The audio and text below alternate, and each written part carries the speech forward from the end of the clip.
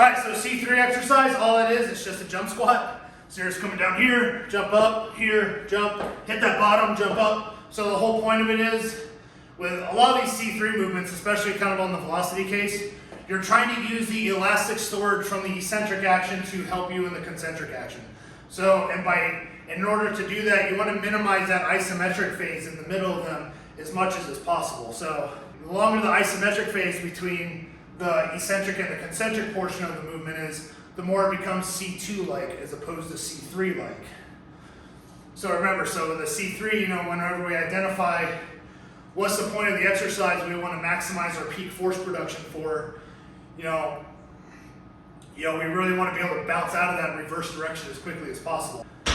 So when we do the mass-based version of that, it's going to be the same thing. You're coming down, and then you're bouncing right back out of the hole there. Generally speaking, with these types of things, because you're always going to be limited in the exercise by the amount of force you can produce concentrically, when you start getting into heavier masses, a lot of times what ends up happening in order for you to effectively use the stored elastic energy, so you might slow down the eccentric velocity so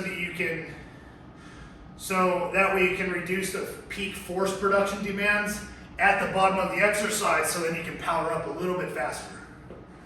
The other main thing about C3 exercise is most exercises that we're ever going to train for, most movements in athletics, are going to be C3 type movements, almost predominantly. So I think, a mistake, and we'll get into this a little bit when we talk about programming considerations, but generally speaking, whenever you're training for some kind of exercise, a lot of times the type of movement that you're training for, you often want a lot of your training means to either match it or be very similar to it.